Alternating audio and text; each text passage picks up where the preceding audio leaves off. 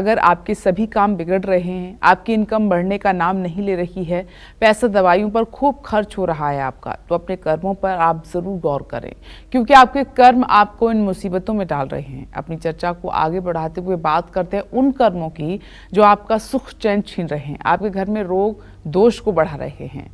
पंडित जी बताइए। देखिए, सही बात तो ये है कि हम मनुष्य जो है 83,99,999 योनियों को पार करके तब मनुष्य योनि में आते हैं। और मनुष्य योनि में जब आते हैं तो ना ये हमारा शरीर शुभ से बना हुआ है, ना ये हमारा शरीर अशुभ से बना हुआ है। ये हमारा शरीर, ये ढांचा शुभ अशुभ दोनों के मिश्रण से बना हुआ है। क्योंकि अगर शुभ शुभ होता तो जन्म ही न होता, और अशुभ अशुभ होता तो तिर्यक योनि में होते, पशु पक्षी कीट पतंगा होते। तो शुभ अशुभ दोनों का मिश्रण करके प्रभु ने आपको भेजा है। किस लिए भेजा है? कि आप भवसागर से पार हो जाएं, आप इस आवागमन के दलदल से पार हो जाएं। और मैं बार बार ये बात कहता हूं कि किसी को फिजिक्स, केमिस्ट्री, जूलॉजी, बॉटनी की बहुत जानकारी हो सकती है, कोई मैथ का विद्वान हो सकता है, कोई इंग्लिश का विद्वान हो सकता है, लेकिन अगर आपको जीवन शास्त्र नहीं आता है तो आप अपने जिंदगी में फेल्योर ही रहेंगे। इसलिए जीवन शास्त्र क्या है भैया? उठना, बैठना, हंसना, बोलना, किसी का स्वागत करना, किसी को छोड़ना, किसी से मिलना, और परिवार को कैसे चलाना है, ये जीवन शास्त्र सिखाता है। और इसी क्रम में जो हमारा वास्तु है, घर का जहां हम रहते हैं, वहां का जो वास्तु है वो बहुत महत्वपूर्ण भूमिका अदा करता है। अगर आपके घर में आपका बेडरूम अग्नि कोण में, माने साउथ ईस्ट में या दक्षिण दिशा में या नैऋत्य कोण में, अगर ऐसे वाले किसी मकान में आप रहते हैं तो वहां कभी सुख नहीं मिलता है। लेकिन ये बेडरूम की बात नहीं है, इस दिशा के घर की बात है। जिस घर में गंदगी होती है उस घर में ना सुख होता है और ना लक्ष्मी की कृपा मिलती है। घर में काले, कत्थई, मटमैले, जामुनी और बैगनी रंग का इस्तेमाल करना भी शुभ नहीं माना जाता है।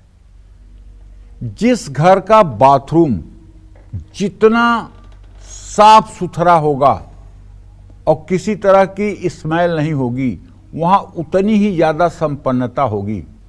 और जिस घर का बाथरूम अस्त व्यस्त होगा, जिस घर के बाथरूम में स्मेल आएगी, जिस घर का बाथरूम गंदा होगा, उस घर में चाहे जितनी कोशिश कर लीजिए, कभी लक्ष्मी का वास नहीं हो सकता तो नहीं हो सकता। और बाथरूम, वॉशरूम या किचन, तीनों को कभी गीला नहीं रखना चाहिए। अगर आप नहा रहे हैं और नहा के निकल रहे हैं तो तुरंत वाइपर से अपने बाथरूम की फर्श को साफ करके निकलें। इसमें आपका कोई बहुत समय नहीं जाना है, 1 मिनट से ज़्यादा समय नहीं जाएगा, लेकिन बाथरूम को हर समय सूखा रखना चाहिए। रात में कपड़े सुखाने से भी सुख छिन जाते हैं। ब्रह्म मुहूर्त और संध्या काल में झाड़ू लगाने से, घर में मकड़ी के जाले होने से दुख बढ़ते हैं। छत पर बांस रखने से या दरवाजे की चौखट रखने से भी दुख और दरिद्रता बढ़ती है। छत के ऊपर जलावनी लकड़ी भी नहीं रखनी चाहिए। जलावनी लकड़ी रखने पर भी घर में विपत्तियों का ढेर लग जाता है। छत को साफ सुथरा और खाली रखना चाहिए, इस बात का पूरी तरह से ध्यान देना चाहिए। वास्तु के नियमों का अगर आप ध्यान देंगे तो निश्चित रूप से, हाँ, जिस घर में ईशान कोण में टॉयलेट होगा, उस घर में एक बार ईश्वर भी अगर चाहें तो आपको सुखी नहीं कर सकते, क्योंकि वो ईशान कोण है। ईशान शिव जी का नाम है, वो भगवान शिव का स्थान है। वहां आप गंदगी करोगे और सुख कैसे मिलेगा।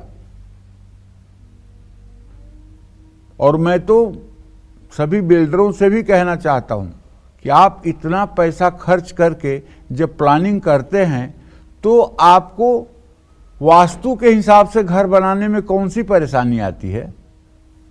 अगर आप वास्तु के हिसाब से घर बनाएंगे तो आपका घर बिकने में भी आसानी होगी और जो लोग उस घर को लेंगे वो लोग भी सुखी रहेंगे। लेकिन बिल्डर अहंकार के वशीभूत होकर के जैसे नक्शा बन गया वैसे घर बना देते हैं। उनको रहना थोड़ी है, उनको तो बेचना है। ये गलत बात है ना। हम कोई चीज किसी को अगर दे रहे हैं तो उसका वो सदुपयोग करे और सुखी रहे, ऐसी हमारी कामना होनी चाहिए ना। कि वही बात है कि दान के बछिया के दांत नहीं देखे जाते हैं कि वो गाय बूढ़ी है कि गाय जवान है, दान देना है तो दे दिया तो दे दिया। तो सभी लोगों को सतर्क होकर के अपने वास्तु पर भी ध्यान देना चाहिए। वास्तु बहुत बड़ी चीज है। अगर जिस घर का वास्तु 100% सही हो, मैं दावे के साथ कह सकता हूं ऐसे घरों में दुर्भाग्यशाली लोग भी अगर रहेंगे तो उनके जीवन में भी सामान्य सुख जरूर रहेगा। इसमें कोई दो राय नहीं है। जय मां विंध्यवासिनी।